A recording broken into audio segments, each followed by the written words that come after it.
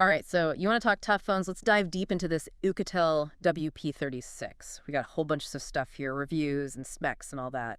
What do you think? Going to be a good one. Rugged phone, huh? That sounds Oh. interesting. Always curious how these things balance being tough with actually working well as a phone. Well, first off, this battery is insane. 10,600 milliamp. Yeah. Seriously. That's like double or triple most phones.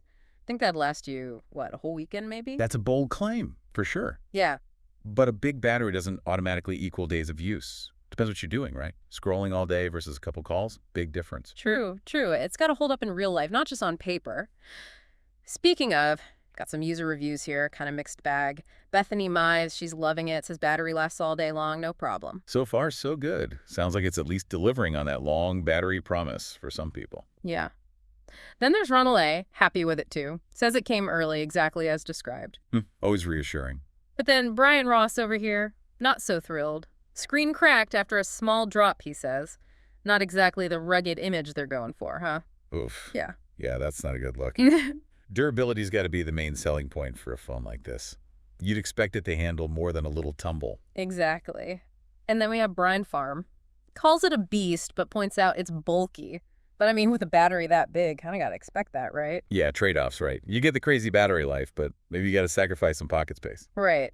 So, seems like there's more to this phone than meets the eye. Good battery, maybe good performance, but then durability concerns, the size. What do you think so far? Definitely interesting. And that's why we're doing this deep dive, right? Not just the marketing hype, but what are people actually saying? Is it the right phone for you? Let's dig a little deeper. So battery's one thing, but what about the brains of this operation? Can it do more than just, calls and stuff? I'm seeing 16 gigs of RAM here. That's got to be good, right? Oh yeah, 16 gigs is pretty beefy for a phone, especially in this category. Some laptops don't even have that much. Seriously. So we're talking smooth sailing, even if you're juggling apps and... Exactly. Multitasking should be a breeze, especially paired with that processor. Browsing, some light gaming, shouldn't be a problem. All right, so no slouch there. But what about the screen? I mean, that's, what, half the experience, right? And it says HD display. That doesn't sound super impressive these days.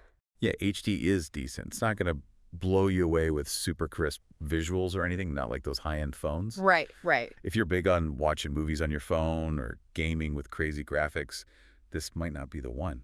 Really depends what you prioritize. True, true. Seems like they put a lot of focus on that battery. Maybe I had to cut corners elsewhere. Speaking of which, something else caught my eye in the specs. Looks like this Oukitel only works with T-Mobile here in the U.S. Ah, yeah, carrier compatibility. Yeah. That trips people up all the time. Imagine getting all excited, then bam, doesn't work with your network. Total buzzkill. Exactly. Yep. Important to check that fine print, especially with these niche phones.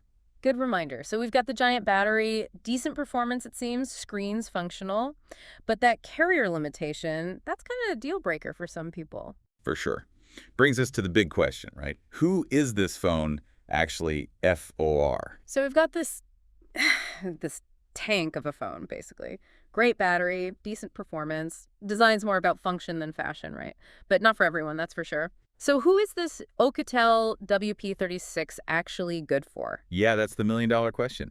It's definitely aimed at a niche user, someone who prioritizes practicality, let's say, over everything else. Okay, so we're talking like construction worker with a phone tougher than their tools, or like that friend who's always dropping their phone in unfortunate places. Exactly. Someone who needs a workhorse, not a show pony. They don't care if it's a little brick in their pocket, if it means the battery lasts forever and it can survive an earthquake. Right, right. It's like you wouldn't take a Ferrari off-roading, would you? Different tools for different jobs. Exactly.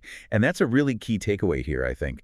You don't always need the shiniest, newest phone with all the bells and whistles. It's about what you need it to do. Makes sense. So big picture, this Oukitel, it's a niche product, but it might be perfect for that niche. Absolutely. No one size fits all in tech these days. Yeah. Do your research, figure out what matters most to you, then pick your device.